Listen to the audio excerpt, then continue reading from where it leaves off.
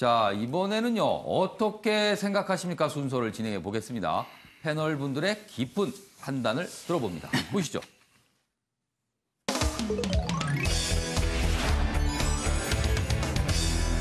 오늘 어떻게 생각하십니까? 주제는요, 유튜브에 나선 홍준표 전 대표 이야기입니다. 여기 기사가 있군요. 한국일보 기사입니다. 홍준표 첫 방송, 여기서 말하는 첫 방송은요, 유튜브 개인 방송을 말합니다. 첫 방송부터 근거 없는 의혹만 쏟아냈다. 한국일보는 또 이렇게 지적을 하고 있네요. 유튜브 방송 TV 홍카콜라를 시작했습니다. 내용이 여러 가지가 있었는데 그중에 하나가 김정은 무상으로 답방 않을 것이다 등등등 이런 내용을 다루고 있습니다. 자, 그럼요. 직접 영상으로 좀 보겠습니다. 보시죠. 북은 절대 무상으로 정상회담을 해주지 않습니다. 나는 무상으로 답방도 해주지 않을 것으로 봅니다. 단지 과거처럼 은행을 통한 북의 현금 전달은 지금 세계 전 은행을 관장하고 있는 미국의 경제 제재 때문에 불가능할 겁니다. 그러면 남은 것은 현찰입니다. 과연 어떤 거래가 이루어졌는지 우리 한번 문재인 정부가 힘이 빠질 때 본격적으로 조사를 해보도록 하겠습니다. 네, 저런 모습의 방송이군요. 자, 우선 김상일 시사평론가부터 보겠습니다. 홍준표 전 대표의 유튜브 개인 방송 그리고 그 방송을 통한 여러 가지 주장 어떻게 생각하십니까? 저는 이제 무풀이 정답이다. 네. 악플도 관심이거든요, 사실은. 예. 악플이든 그 사회 소모적 논쟁을 자꾸 일으킬 수 있다라는 거 역시도 영향력이기 때문에 이게 뭐 진실과 어떤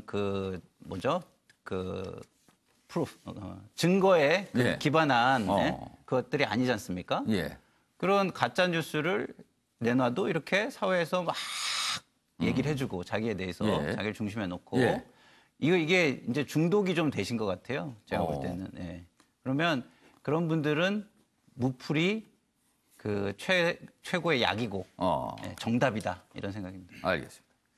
자, 이수희 변호사는 어떻게 보세요? 이게 좀 웃긴 대답인데 정치행위 그냥 정치인 홍준표의 그 유튜브를 이용한 그 매체를 이용한 정치 행위. 근데 이것이 그 홍준표 전 대표의 큰 정치를 하고 싶은 본인의 그 기대에 이게 독이 될지 약이 될지는 좀 봐야겠죠. 근데 저는 뭐 개인적으로는 이렇게 제가 어제 좀 봤더니 구독자가 벌써 한 몇십만이 되더라고요. 예. 그래서 인기는 있는 것 같아요. 근데 이게 이제 그러니까 좀 흥미로운 요소들도 분명히 있고 그리고 막 의혹 제기하는 것이 너무 터무니없다는 생각은 안 들고 홍준표 전 대표를 지지하는 분들 입장에서는 끄덕끄덕 하실 것 같아요. 그래서 그런가요? 말이죠. 그 게시를 하자마자 구독자가 2만 명 넘게 갔습니다. 저는 좀 10만이 넘은 걸로 봤는데 뭐 지금 다시 봐야 되겠습니다만.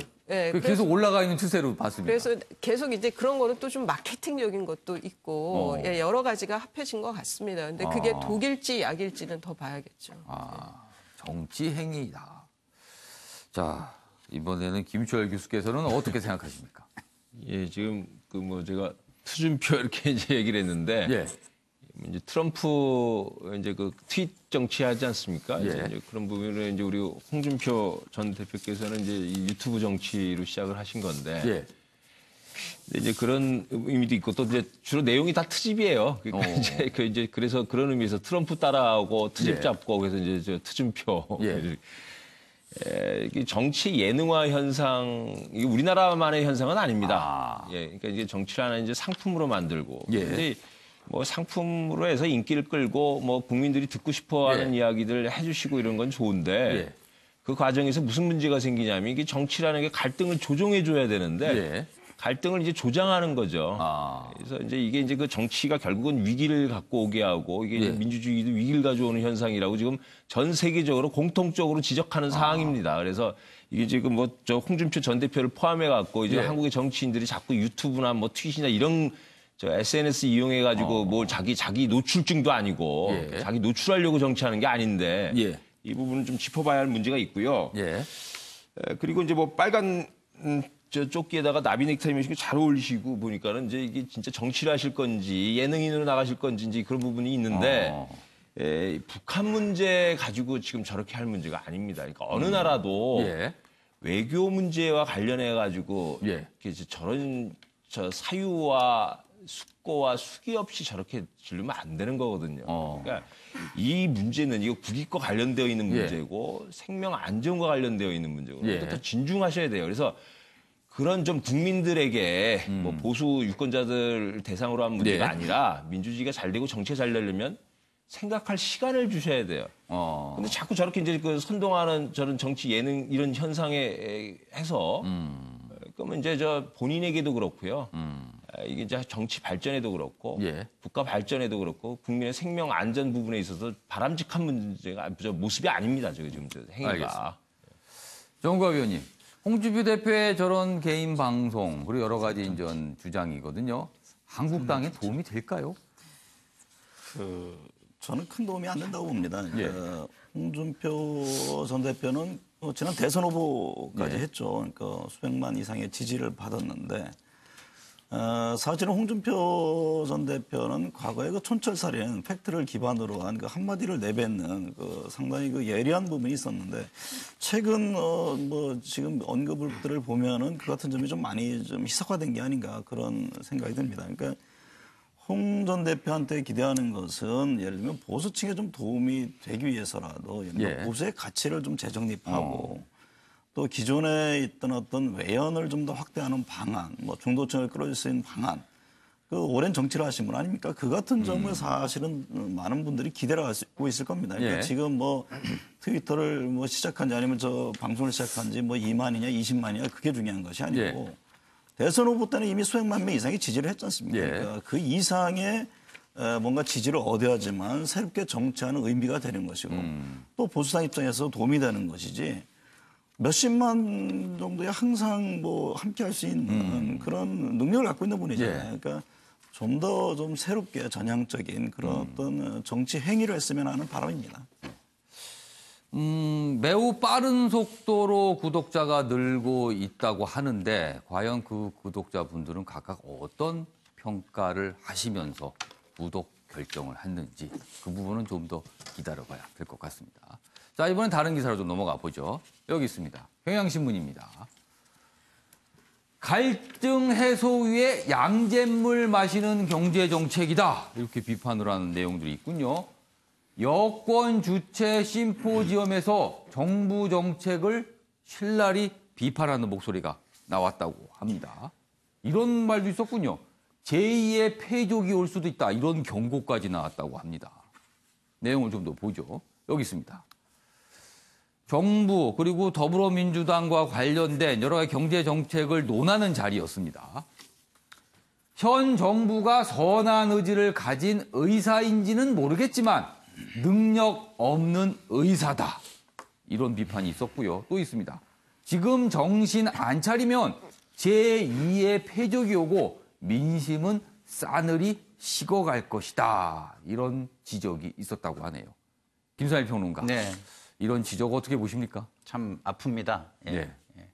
그 진보는 기본적으로 선한 의지로 평가받기가 굉장히 쉽습니다. 왜냐하면 사회의 기득권을 파헤치고 부조리를 파헤치는 것으로 그 권력의 자리에 올라오는 경우가 굉장히 많기 때문에요. 기본적으로 도덕적으로 그 보수 기득권보다 좀 도덕적 우위를 좀 점하는 경우가 많습니다. 그러나 그것이 능력이 뒷받침되지 못한다 하면 그것은 시민단체나 바깥에서 그 계속해서 그 감시하는 세력으로 남아야지 책임지는 세력으로 들어와서는 안 되는 거거든요, 사실은. 그래서 책임지는 세력으로 들어올 때는 능력을 갖추기 위해서 피나는 노력을 해야 된다. 그래서 지금 이런 비판을 받는 것은 너무 뼈아픈 비판이고요. 그리고 능력을 갖추기 위해서 밤을 새서 자기 스스로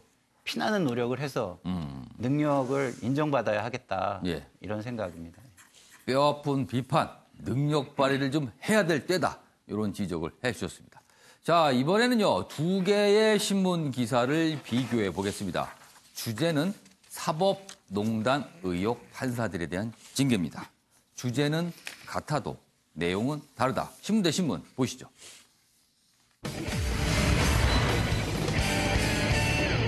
오늘 신문 대 신문 사법농단 의혹 판사들에 대한 징계, 이 내용을 다루고 있는 경향신문과 조선일보 기사입니다.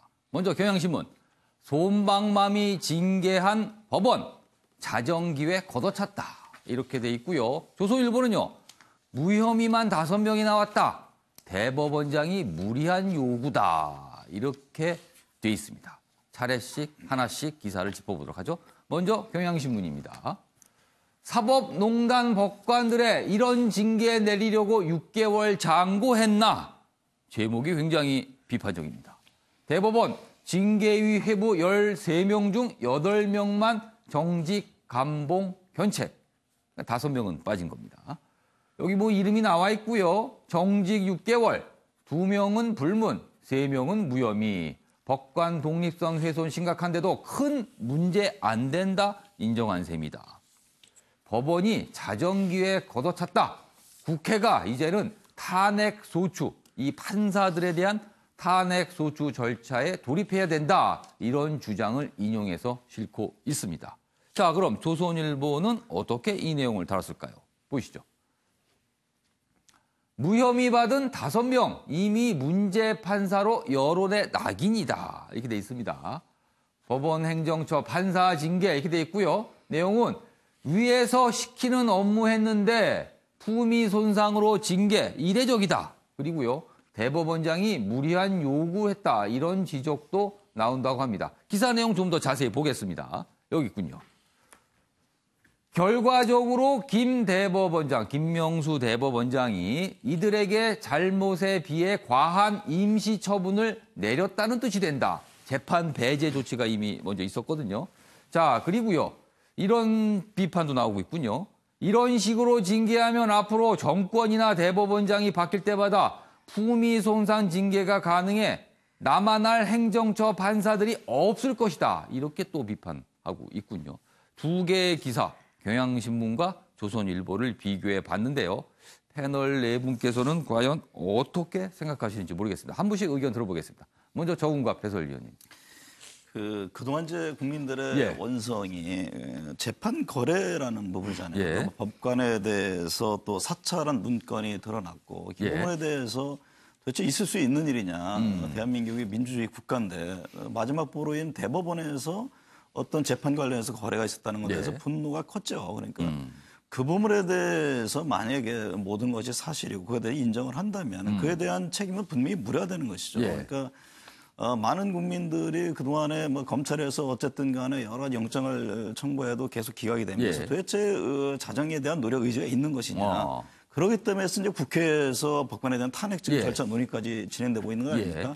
그러니까 일련의 이 같은 대법원의 지금 움직임에 대해서는 이제 국회 움직임에 대해서 사전에 좀 차단하려는 그런 여러 가지 배경이 있는 것 아니냐. 또 한편에서는 물론 이제 특정 탄핵 그 판사를 또 뭐 사실상 낙점한 것 아니냐 이런 여러 해석들이 납니다. 어쨌든 간에 지금 그동안 여러 논란 속에 대법원의 그 행태 잘못된 부분에 대한 것과는 이번 어떤 자체 징계는 과연 국민들이 그분에 대한 납득할 수 있겠는가 그런 생각을 해봅니다. 약간 솜방망이로 보인다 이런 말씀이시네요.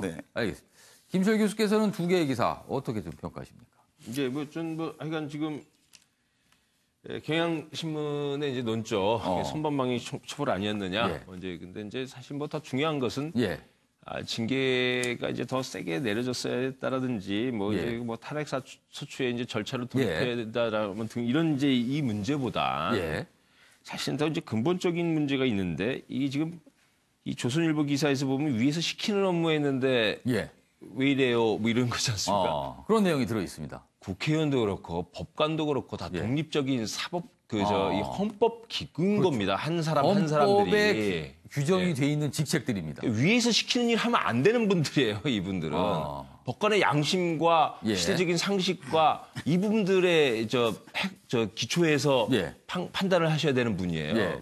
근데 위에서 시키는 업무했는데 이렇게 다 징계하면 행정 판사들 뭐 다 죽어요. 뭐 판사하시면 안 되는 이야기들을 하고 있는 거예요. 지금. 그 위에서 시키는 분이 인사권도 갖고 있어서 그런 건가요? 아니 그러니까 제가 무슨 얘기냐면 지금 이 문제는 지금 우리의 그 판사 그 충원 제도부터 시작을 해가지고 법원의 이제 그 운영 그 제도 문제 이런 거를 다져가지고 해야 되는데 콕 집어서 사실 진짜 얼마나 징계를 해야 될지 아닐지 등등도 이렇게 뭐 좀 분명하게 드러나지 않은 또 검찰의 수사가 진행 중인 이런 상황에서 이렇게 지금 막 뭔가 여론몰이로 가고 뭐 하는 게 무슨 제도의 발전이나 또 법원의 그 어떤 이제 그 법관의 발전 이 부분에 도움이 될지 그런 의미에서 좀 보면은 또 그렇게 해서 결국은 자기 이제 식구 챙긴다라고 하는 시비를 또 다시 가져오는 뭔가 좀 서둘러서 빨리 징계로 마무리를 한 거다.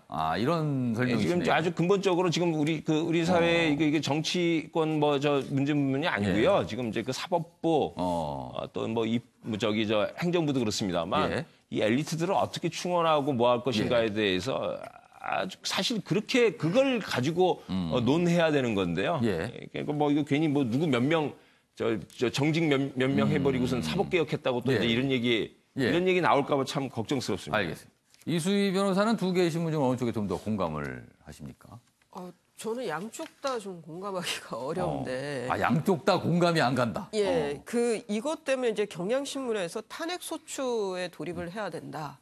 이거는 저는 동의하기가 어렵고요. 이거는 뭐 내부 징계에서 그 마무리하는 거지. 이걸 다시 국회가 사법 대법원에 있는 법관 징계위원회가 너무 약하니까 우리는 소추해야 되겠다. 그것도 저는 상권분립이나 여러 가지 면에서의 부적절하다는 생각이 듭니다. 그래서 동의하기 어렵고 조선일보에서도 그냥 형사 뭐 수사 결과를 보고 징계를 했어야 하는 거 아니냐라는 거는 뭐 징계라는 거는 또 별도의 절차이기 때문에 그런 면에서 동의하기 어려운데 이제 문제는 무혐의를 받은 5명의 판사가 이미 여론에서는 적폐 판사가 돼버렸다는 거죠. 그런 이분들의 명예에 대해서는 뭐 이전에 이제 대법원이 그 법원 내에 있던 특정 사람들의 과한 너무 침소봉대한 부분이 있다라는 문제 제기는 꼭 해야 될 것 같고 또 하나는 이제 말씀하신 그런 위에서 지시를 했을 때 거부를 하고 했어야지 하는 이게 늘 이제 박근혜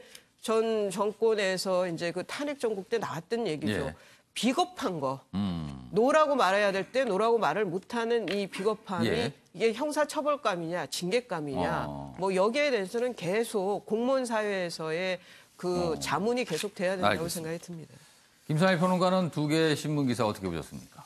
저는 뭐 경향신문의 그 기사 쪽에 뭐 맞다고 생각하고요. 그러니까 본질을 생각해야 한다. 이 문제의 본질은 제가 볼 때는 사법 신뢰가 무너졌다. 그리고 사법 신뢰를 회복해야 된다. 이게 저는 본질이라고 생각합니다. 그러면 사법 신뢰를 회복하는 방법은 내부에서부터 하는 방법이 있겠고요. 그리고 외부로부터의 충격이 있겠죠. 근데 내부로부터 하려면 이렇게 하시면 안 됩니다. 제가 지금 뭐 손가락이 잠깐 폈는데요. 이게 뭐 되게 아파요. 너무 아픕니다. 근데 남들이 볼 때 이거 아무것도 아니거든요. 그리고 뭐 세수할 때마다 따갑고 아픕니다. 지금 징계 조치를 그 정도로 보신다는 거네요. 그렇죠. 자기의 작은 상처도 너무 아프겠죠. 그렇지만 자기의 상처를 자꾸 생각나더라도 지금 생각해야 되는 건 역사와 국민 앞에 사법 신뢰를 회복해서 존중받는 그리고 존경받는 집단으로 다시 서야 한다. 이것만 알겠습니다. 저는 생각하시면 좋겠다. 이런 생각입니다. 자, 지금까지 네 분의 의견 들어봤습니다. 시청자 여러분께서는 어떻게 생각하실지 모르겠습니다. 자, 이번엔 나라밖 소식 하나 보도록 하죠. 기사 준비되어 있습니다. 일본 얘기군요. 군사대국 야욕 드러낸 아베 총리. 전투기 항모 항공모함입니다. 운용 공식화했다. 일본이 항공모함을 갖게 되는군요. 다용도 운용 호위함 명칭 붙었지만 명백한 공격 무기입니다. 이거 전수방위 방어용으로 쓴다는 거 이게 위배되는 거 아니냐. 일본이 위험한 길로 가고 있는 것 아니냐. 이런 지적이 나오고 있군요. 일본 어디로 가는 겁니까 진짜. 우리 이웃인데요. 자, 마지막 기사가 될 것 같습니다. 경제 관련 기사 준비되어 있습니다. 여기 보시죠. 매일경제입니다. BTS는 걸어다니는 대기업이다. 경제 효과가 연간 5.5조, 5조가 넘고요. 향후 10년간 56조로 전망된다. 엄청난 경제 효과를 기대된다. 이런 얘기가 나오고 있습니다. 자, 지금까지 기사 쭉 훑어봤고요. 오늘 대부분 지역이 오전에도 영상을 기록하고 낮에는 10도 안팎까지 오르겠습니다. 하지만 미세먼지는 곳곳에서 나쁨 수준을 보이겠습니다. 아침의 매일 경제 여기서 마칩니다. 내일 아침 8시에 다시 뵙겠습니다.